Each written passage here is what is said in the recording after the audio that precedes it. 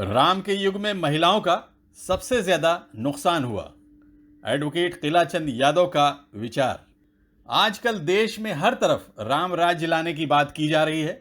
इस संबंध में अखिल भारतवर्षीय यादव महासभा के मुंबई के अध्यक्ष एडवोकेट किलाचंद यादव ने कहा कि जिस श्री राम ने एक दिन भी राज्य नहीं किया, उनके राम राज्य की बात चारों तरफ हो रही है, जबकि श्री कृष्ण ने द्वारिका में काफी समय तक राज्य किया, उनके बारे में कोई बात भी नहीं की जाती।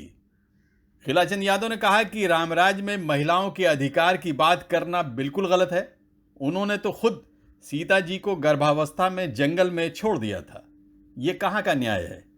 किलाचंद ने कहा कि रामराज में महिलाओं का सम्मान बढ़ेगा, मैं ऐसा हरगिज नहीं मानता।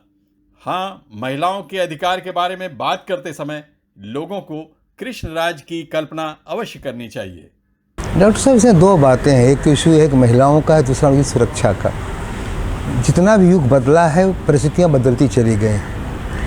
राम का राज्य आएगा, ये मैं समझ नहीं पाता हूँ कि किन्होंने ये बात चलाई है।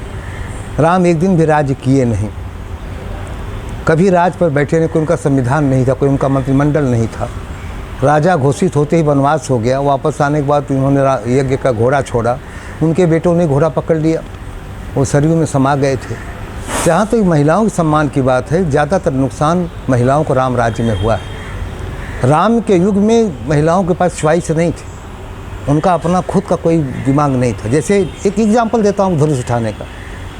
धनुष जो भी तोड़ेगा, काला है, गोरा है, विद्वान है, अनपढ़ है, राजा है, भिखारी है, ये सवाल नहीं। जो तोड़ेगा उससे शादी हो जाएगी। उनका कोई च्वाइस नहीं था। उनका ऐसा नहीं था कि हम स्वयं देखेंगे तो करेंगे, नहीं था। कृष्ण के युग में बदला है। कृष्ण ने द्रौपदी के स्वयंवर में कर्ण को बाहर किया था, क्यों? क्वालिफाई नहीं कर रहा था। जिसको उसे पार्टिसिपेट करना चाहिए, इसको भाग लेना चाहिए, उसमें कर्ण नहीं हो पा रहा था। शिशुपाल का वध इसीलिए कृष्ण को करना पड़ा, क्योंकि स्वयंवर के लायक वो घोषित नहीं था, उसको डिस्क्वालीफाई किया था, अवैध घोषित किया, मगर जबरदस्ती एंटर कर उठाना चाहता था। राम के समय में राम को मर्यादा पुरुषोत्तम राम कहा जाता है।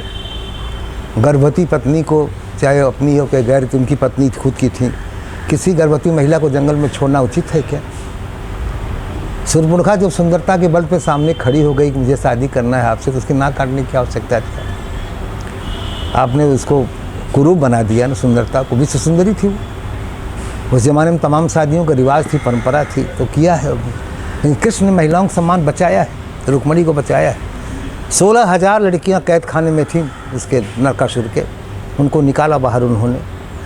वो कपड़े उठाने पर पड़े, लोग झूठ बोलते हैं कृष्ण के बारे में। वो लड़कियां अलहड़ टाइप की थी, जो खुले तालाब में बिना वस्त्र के स्नान करती थी। उनका स्वास्थ्य पे असर पड़ता था, सम्मान पर असर पड़ता था, मर्यादा का उल्लंघन करती थी। उनको ठीक करने के लिए किया था उन्होंने। तो उन्होंने तो उनका सम्मान बढ़ाया, कभी घटाया नहीं था। तो ये जिस राम राज्य की बात करते हैं, राम राज्य में ऐसे सम्मान बढ़ेगा, मैं ऐसा नहीं मानता। कभी इसलिए कोई सुना ही नहीं। लेकिन कृष्ण ने शुरू से लेकर आखिर तक, राधा से जब पूछा गया कृष्ण तुम्हें छोड़ चले गए, तुम्हें क्या मिला, तो उन्होंने एक ही बात कही, कृष्ण का सब छूटा, बांसुरी छूट गई ना। गोकुल छोड़ने के बाद कृष्ण पूरे जीवन कभी बांसुरी नहीं बजा सके।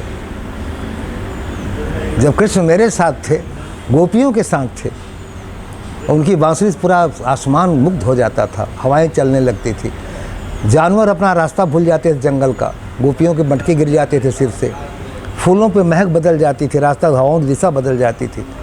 लेकिन बांसुरी छोड़कर मुझे छोड़ी जब गए हैं, वो शंख को अपना लिया। जिस समय कुरुक्षेत्र में शंख बजती थी कृष्ण की, तो बाणों की आवाज़, सनसनाहट, हाथियों की चिघाड़, घोड़ों की टापों की आवाज़, तलवारों की बौछार चलती थी, खून की नदियाँ बहती थी। कितना फर्क था।